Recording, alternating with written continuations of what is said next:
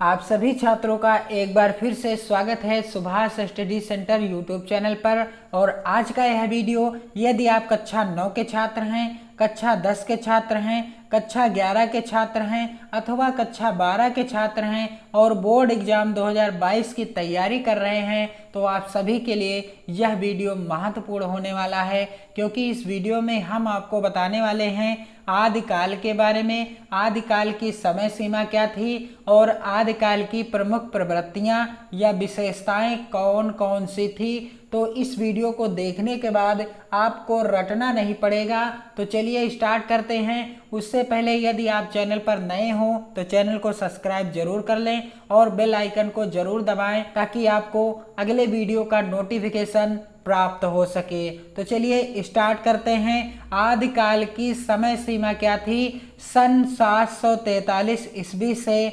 1343 ईस्वी तक। आदिकाल कब से कब तक था? सन 743 ईस्वी से 1343 ईस्वी तक। और हिंदी के प्रथम उत्थान काल को वीरगाथा काल या चारण काल या सिद्ध सामंत काल भी कहा जाता है। क्या कहा जाता है? हिंदी के प्रथम उत्थान काल को वीरगाथा काल, चारण काल या सिद्ध सामंत काल भी कहा जाता है। इन नामों से आदिकाल को पुकारा जाता है या इन नामों को भी आदिकाल के नाम से जाना जाता है। और उस समय देश अनेक छोटे छोटे राज्यों में बटा हुआ था। सन 743 ईस्वी से सन 1343 ईस्वी के मध्य देश अनेक छोटे छोटे राज्यों में बटा हुआ था। आदिकाल के समय देश अनेक छोटे छोटे राज्यों में बटा हुआ था और इन राज्यों के राजपूत राजा आपस में लड़ते रहते थे। और इन राज्यों के जो राजा लोग थे ये आपस में ही लड़ाई झगड़ा किया करते थे, आपस में ही युद्ध किया करते रहते थे। और स्वभाव से तो वह वीर, साहसी एवं विलास प्रिय थे। स्वभाव कैसा था उन राजाओं का? वह वीर थे, साहसी थे और विलास प्रिय भी थे। और छोटी छोटी बातों पर मन मुटाव, ईर्ष्या तथा एक दूसरे को नीचा दिखाने की प्रवृत्ति के कारण प्रायः इनमें लड़ाइयाँ होती रहती थी। छोटी छोटी बातों पर आपस में ही मन मुटाव कर लेते थे और ईर्ष्या तथा एक दूसरे को नीचा दिखाने की प्रवृत्ति थी इन राजाओं में। और इस कारण ही ये आपस में क्या करते रहते थे? युद्ध करते रहते थे या लड़ाइयाँ लड़ते रहते थे। और मुसलमानों के आक्रमण इसी समय आरंभ हो गए थे। और इस समय वीर पुरुषों के यशोगान तथा वीरता का अतिशयोक्तिपूर्ण वर्णन ही कविता का मुख्य विषय था। और इस समय वीर पुरुषों के यशोगान यानी जो कवि राज दरबार में रहता था वह वीर पुरुषों के यशोगान या अपने राजा के गुणों का गुणगान करता था। और कैसा गुणगान करता था?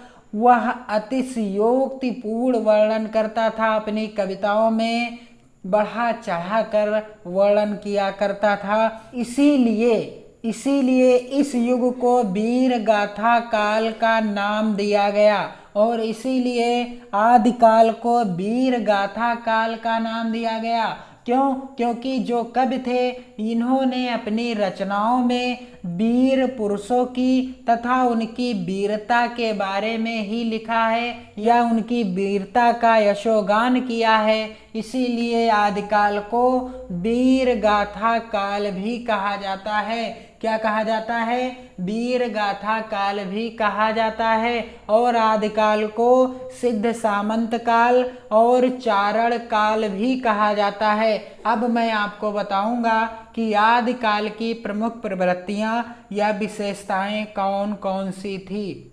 तो आदिकाल की प्रमुख प्रवृत्तियां या विशेषताएं कौन कौन सी थी? सबसे पहली विशेषता आश्रयदाता राजाओं की प्रशंसा। राजा के दरबार में जो भी कवि रहता था वह उसी राजा के गुणगान गाया करता था या उसी राजा की वीरता के बारे में रचनाएं किया करता था। आपने पढ़ा होगा चंद्रबरदाई की रचना। चंद्रबरदाई की रचना क्या है? पृथ्वीराज रासो है। क्या है? पृथ्वीराज रासो। और पृथ्वीराज रासो में पृथ्वीराज चौहान की वीरता के बारे में, उनके जीवन से संबंधित घटनाओं के बारे में वर्णन है। और इसीलिए आदिकाल की पहली विशेषता क्या हो गई? आश्रयदाता राजाओं की प्रशंसा।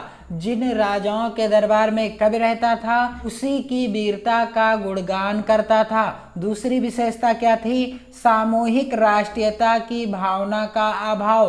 राजाओं में आपस में मनमुटाव, ईर्ष्या और एक दूसरे को नीचा दिखाने के लिए लड़ाइयाँ होती रहती थी। इसीलिए सामूहिक राष्ट्रीयता की भावना नहीं थी। अगली विशेषता क्या थी? युद्धों के सुंदर और सजीव वर्णन। राजा के दरबार में रहने वाला कवि जब राजा युद्ध के लिए जाया करते थे तब वह कभी भी युद्ध में भाग लेने जाता था राजा के साथ। इसलिए युद्धों का सुंदर, आंखों देखा और सजीव वर्णन इन रचनाओं में मिलता है। किन? आदिकाल की रचनाओं में। अगली विशेषता क्या थी? वीर रस के साथ श्रृंगार रस का वर्णन। वीर रस के साथ रचनाओं में श्रृंगार रस का भी वर्णन देखने को मिलता है। अगली विशेषता थी ऐतिहासिक वृत्तों में कल्पना का प्राचुर्य। ऐतिहासिक वृत्तों में कल्पना का प्राचुर्य। और अगली विशेषता क्या थी? कि प्रबंध एवं मुक्तक गीत शैली। और लिखने की जो शैली थी रचनाओं की वह कैसी थी? प्रबंध एवं मुक्तक गीत शैली थी। तो ये थी आदिकाल की प्रमुख विशेषताएं।